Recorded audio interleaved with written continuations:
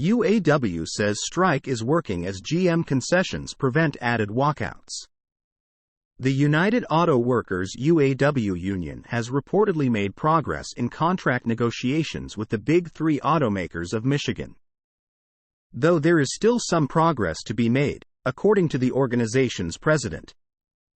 UAW strikes entered their fourth week on Friday, and the union held off on escalating worker walkouts for a third week in a row as new and unexpected concessions were made by General Motors GM this week, according to a report from Reuters. Crucially, the union expects that the concessions could put pressure on Ford and Stellantis to follow suit, after GM allowed workers at its future battery plants to be covered by new contracts with the union. "Our strike is working, but we're not there yet," UAW President Shawn Fain said during a live stream update.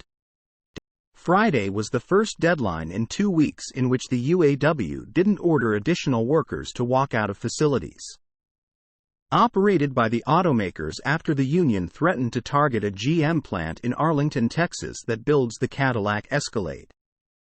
Instead, Fain said that GM unexpectedly approved contracts covering 3 joint venture battery plants being built with LG Energy Solutions.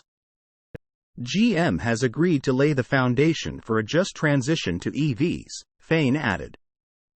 GM did not confirm the statements, saying instead that negotiations were ongoing.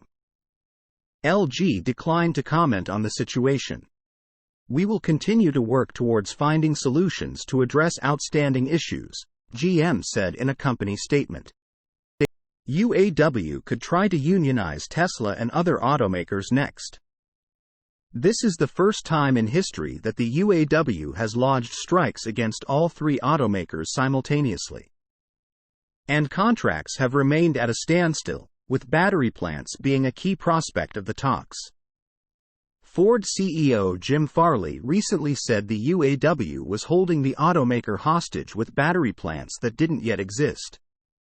And the company even ceased construction on one new electric vehicle EV battery facility. "This defines the transition to EVs," said Harley Shaken, a UC Berkeley labor professor. Clearly, GM's concession on the master agreement will positively be matched by Ford and Stellantis. Electrification has also been a focal point of the discussions, as many expect the transition to result in fewer available jobs than those currently utilized for internal combustion engine ICE production. Along with demanding a 40% wage increase over a 4-year period and several other demands. The UAW has highlighted the need for added job security amidst the transition. Despite the progress, Ford said on Friday that it would be laying off an additional 495 employees at facilities in Ohio and Michigan, citing the impacts of the UAW strikes, according to a report from Automotive News. The layoffs add to around 7,900 Ford workers who are striking, along with another 1,800 who have lost their jobs because of a lack of available work due to ripple effects from the strikes.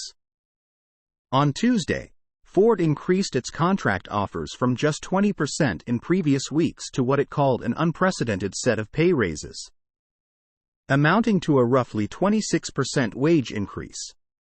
With the addition of other parts of the contract, namely the cost of living adjustments (COLA), the automakers' wage increases could offer workers close to a 30% wage increase, according to people familiar with the contract proposal.